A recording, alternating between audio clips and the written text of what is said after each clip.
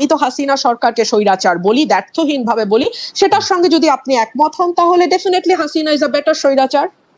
আচ্ছা, আমি খুব মনোযোগ দিয়ে প্রধানমন্ত্রীর সংবাদ সম্মেলন দেখি, তার একটা বড় কারণ হচ্ছে বিনোদন।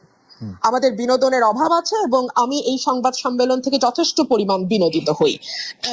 বিনোদনটা এ কারণেই যে একটি ছোট্ট মিষ্টি প্রশ্ন, যে প্রশ্নটি আসলে প্রধানমন্ত্রীর অত্যন্ত মনোপুত হবে, এরকম একটি প্রশ্ন করবার আগে দীর্ঘ সময় ধরে প্রধানমন্ত্রীর নানা রকম প্রশংসা করা হয়, এমনকি আঞ্চলিক ভাষায় মানে আমি আসলে বলেই ফেলি, এই বেডির সময় ফসল ভালো হয়, এই মানুষটি ম্যাজিক লেডি, এই ধরনের কথাবার্তাও খুব চমৎকার ভাবে বলা হয়। এবং আপনি অস্বীকার করবেন বলে আমার মনে হয় না, ওই সময় তো ক্যামেরায় ওনার ফেস ধরা থাকে, ওনার যেই উচ্ছ্বাস, আনন্দ এবং চাপা গর্ব আমি দেখি, তাতে আমার মনে হয় চাহিদা যোগানের একটি চমৎকার আয়োজন সেখানে হয়। একটা কথা খুব স্পষ্ট, প্রধানমন্ত্রী যদি সত্যি সত্যি না চাইতেন যে এই স্তুতি স্তাবকতা চলতে থাকুক, তাহলে কারো ঘাড়ে দুটা মাথা নাই যে সেই স্তুতি করবে।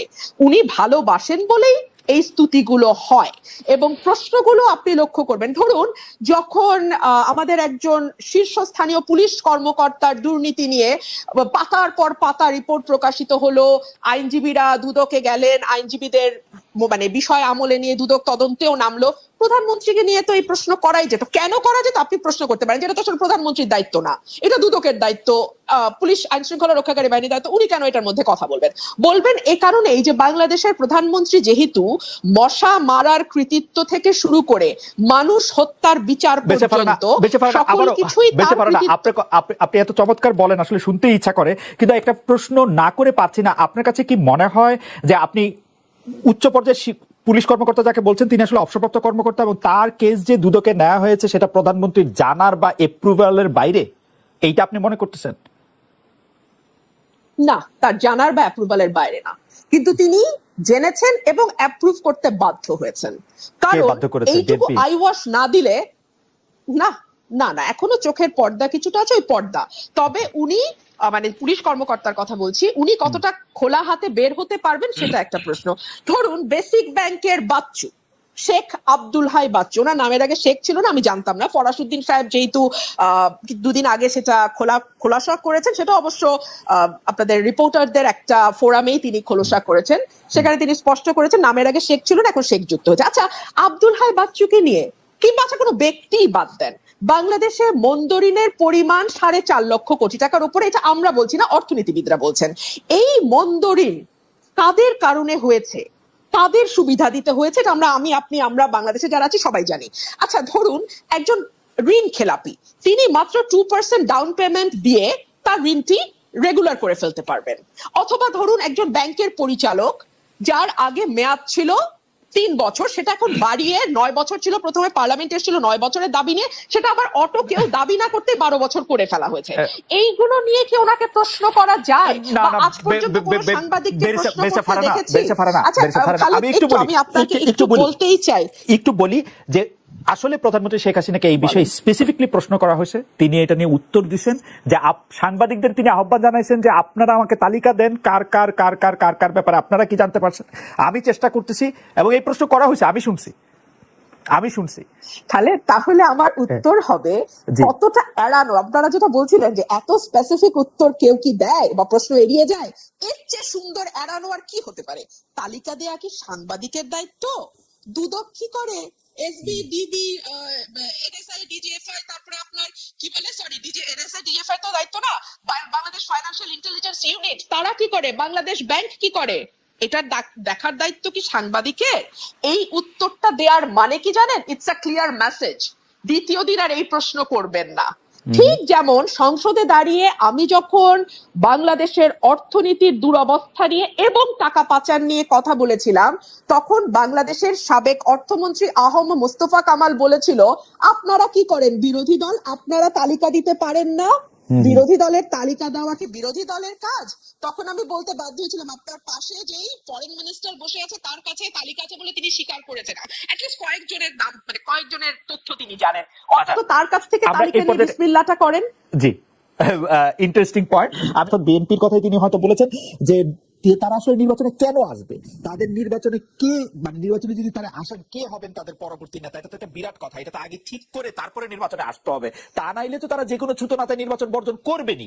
দেখলাম চ্যানেল 1 বন্ধ হয়ে যেতে দেখলাম, দিগন্ত টেলিভিশন বন্ধ হয়ে যেতে দেখলাম, আরো কিছু কিছু চ্যানেল আমার স্পষ্ট মনে পড়ছে না, রিসেন্টলি নেত্র নিউজ বাংলাদেশ থেকে দেখা যায় না।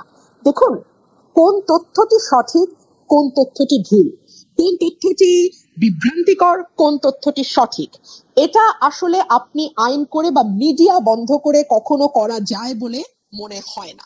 সম্ভবত এটি করবার সবচেয়ে ভালো উপায় হচ্ছে মানে ভুয়া তথ্য বা যেটাকে বলা হয় ফেক নিউজ, যেটা নিয়ে এখন খুব আলোচনা হয়, সরকারের মধ্যেও প্রায় শুনে এই কথাটি, ভুয়া তথ্য, গুজব ছড়ানো ইত্যাদি ইত্যাদি। এইটার সব এখান থেকে বেঁচে যাওয়ার বা এখান থেকে বেরিয়ে আসার সবচেয়ে আমি বলবো যে গ্রহণযোগ্য মাধ্যম হচ্ছে মুক্ত গণমাধ্যম। আপনি গণমাধ্যমকে স্বাধীন করে দিন, আপনি তাকে লিখতে দিন, তাকে তথ্য প্রকাশ করতে দিন। দেখুন, প্রধানমন্ত্রীর প্রেস কনফারেন্স নিয়ে আজকে আলোচনা শুরু হয়েছিল। একটা ভেরি কমফর্ট জোনে বসে যেই মানুষগুলো আপনার সামনে হাসি হাসি মুখ করে বসে, প্রথম সারি, দ্বিতীয় সারি, তৃতীয় সারি, এর পরের সারি, প্রতিটি মুখের মধ্যেই তার বক্তব্য লেখা আছে। সেই লেখাটা আপনি আমি যেমন পড়তে পারি, প্রধানমন্ত্রীও পড়তে পারেন। সুতরাং তিনি ভেরি কমফর্ট জোনে থেকে শুরু করেন তার যাত্রা।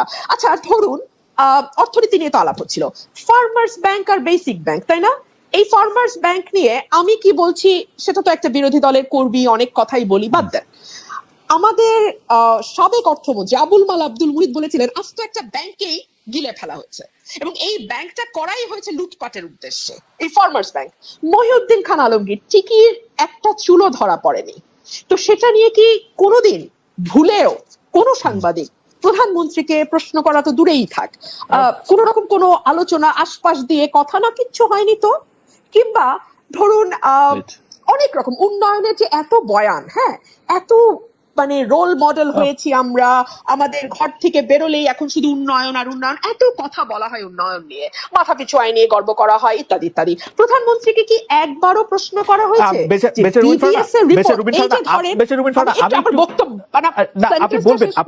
আপনি বলবেন সেন্টেন্সটাও শেষ করবেন, আপনি বলবেন। আপনি সংসদ সদস্য ছিলেন, সংসদে আপনি 4 বছর থেকেছেন, আমি দায়িত্ব নিয়ে বলছি, আমি জেনে বলছি, আপনার বক্তব্য প্রধানমন্ত্রী শেখ হাসিনা উপভোগ করেছেন।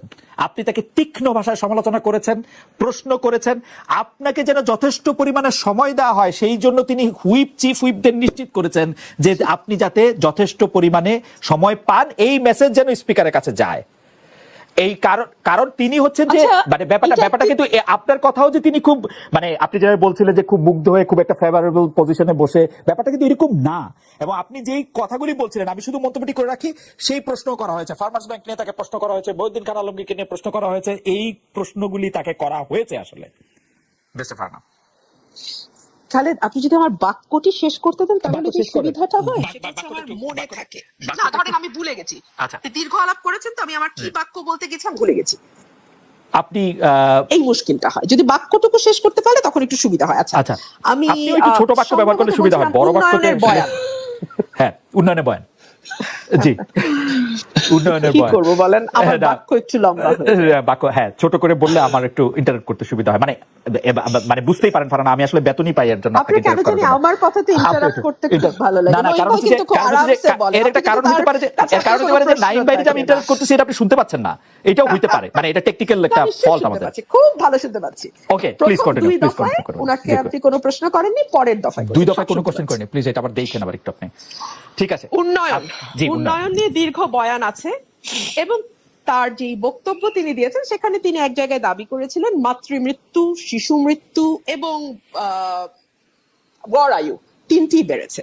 বিবিএস এর রিপোর্ট বলছে এই 3টি আপনি যদি 2021 সাল থেকে শুরু করেন, ক্রমাগত মাতৃমৃত্যু বলেন, শিশু মৃত্যু বলেন এবং গড় আয়ু কমে আসা বলেন, আমাদের সূচকগুলো খারাপ অবস্থায়।